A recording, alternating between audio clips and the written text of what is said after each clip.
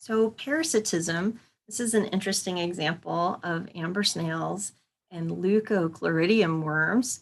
So here's a little amber snail, and normally its eye stalks look like a normal snail eye stalks. However, when it becomes parasitized by this flatworm, it basically, its eye stalks turn into these pulsating kind of globs that basically mimic a wriggling worm. And there's a really cool video that I'm going to post below this video so that you can watch it. You can see why this parasite does this. Basically, the fluke gets into the snail, and then its larvae kind of grow toward the eye stalks and start pulsating. And then it hijacks the snail's brain, and the snail starts crawling up the stalk of a plant instead of hanging out down in the litter down in near the base of the plants.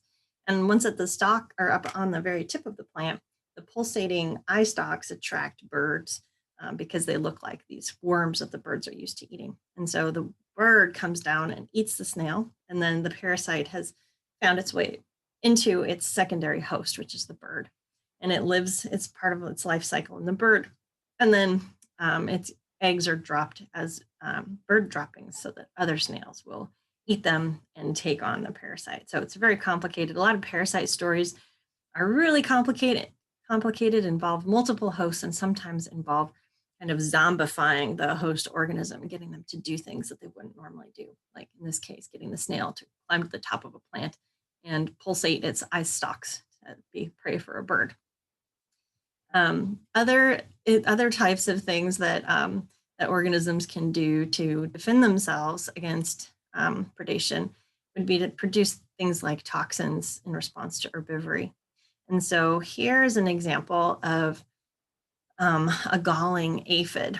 And so you can see a cottonwood leaf and kind of a weird little globule on the base of the leaf on the petiole.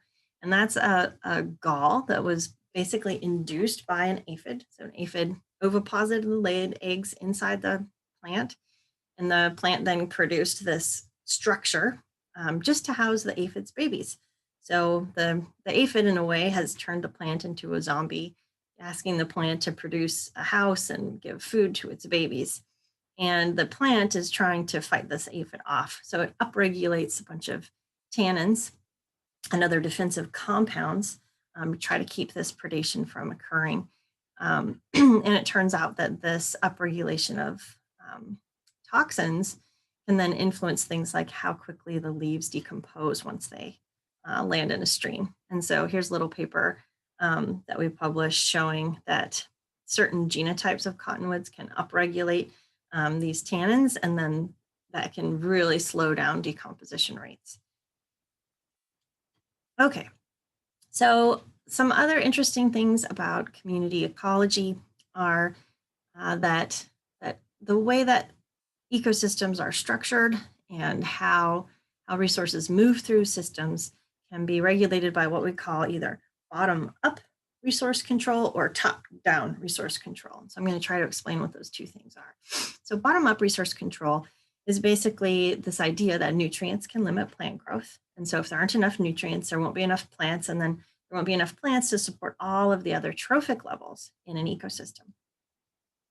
And this primary productivity, this plant growth, then limits these higher trophic levels like grazers and predators and things like that.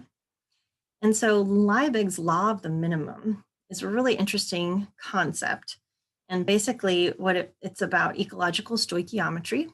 And what it's trying to say is that plants need a whole variety of things to grow well. They need moisture, they need light, they need nutrients, and they need nutrients at different concentrations. And they will be limited by that nutrient, not that's in the lowest quantity, but that stoichiometrically is limiting the reactions that allow for biomass to be produced. And so say an ecosystem is full of nitrogen, right? Like really nitrogen rich. Well, adding nitrogen to the system might not increase plant growth, because what if the plant is actually limited in terms of its growth by phosphorus or magnesium or cobalt or some other element in the ecosystem that it can't actually build any more biomass. And it doesn't matter how much fertilizer you add, it won't be able to produce more because it's limited. And so this limiting resource, this is this idea of Liebig's law of the minimum. So I'm going to use an analogy that hopefully helps you understand that a little bit. If you can think about all of the nutrients in an ecosystem, like all of the pieces that you would need to build a car. Okay, so this car assembly line analogy says, if I show up in this warehouse and there's 400 wheels, 800 tires, 50 axles, 1,000 steering wheels, how many cars can you build? So I want you to pause the video and try to figure it out. Okay, so hopefully you paused the video, and what you realize is that it doesn't matter that there's 1,000 steering wheels in the warehouse. I cannot build 1,000 cars. So think about that like some kind of nutrient. It doesn't matter that there's a ton of, phosphorus in the system.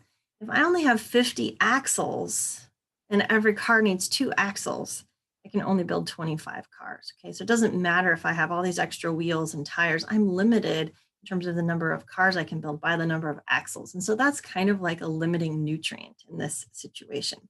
So often when you're trying to increase plant growth, say even in your garden, you need to figure out what's the limiting nutrient, because just adding a bunch of fertilizer might not help if the plants are actually limited by some other factor.